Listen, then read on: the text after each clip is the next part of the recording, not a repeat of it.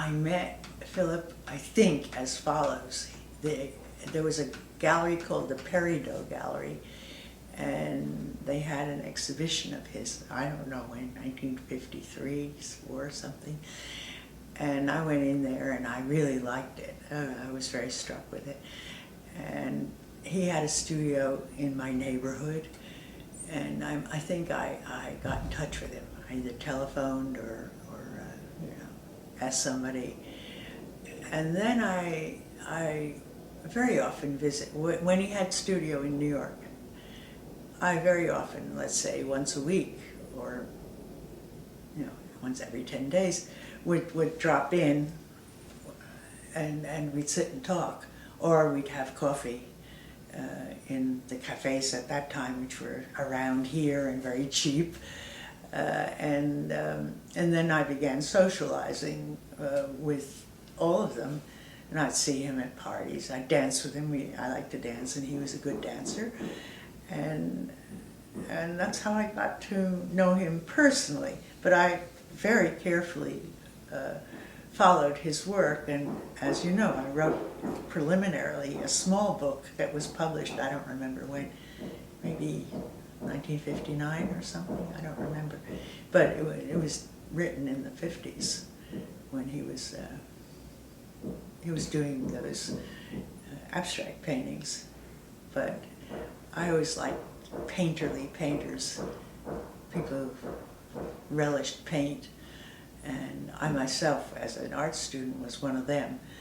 And so, he was very much to my taste. Plus, Philip, as you know, was extremely intelligent.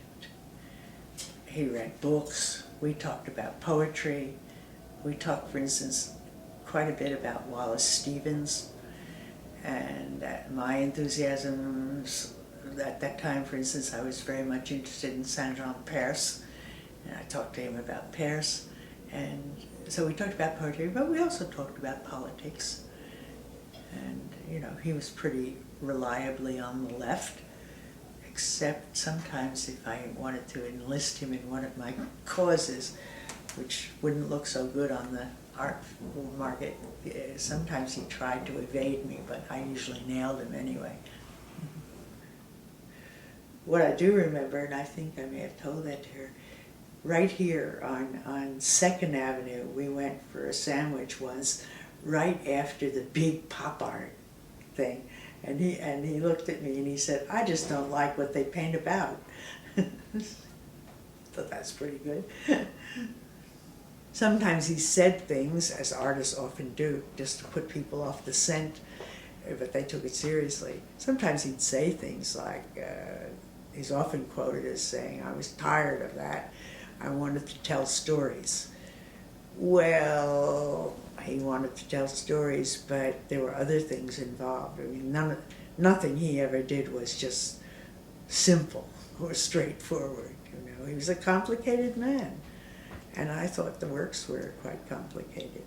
But I myself, when I came to Woodstock, and he brought me into the studio, and he knew it, I was absolutely startled, because on the easel was this big painting of the Ku Kluxers riding around. I think it was called Riding Around. Of course I was shocked, but I was enough of a steady visitor to his studio to know that if he was doing something, there was something behind it, and I would have to understand, and I did. I think I understood pretty well. I didn't always like it. I don't like cartoons particularly, but I recognized its caliber. I think I can say that. And also the other thing that they seem not to have noticed much, the last 10 years of his work was quite different, which I regarded as they were tragic paintings, and they were about big questions. And I felt that way, and I wrote that way about them, and I still feel that way.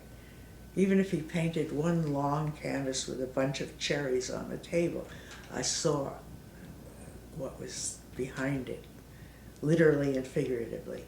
So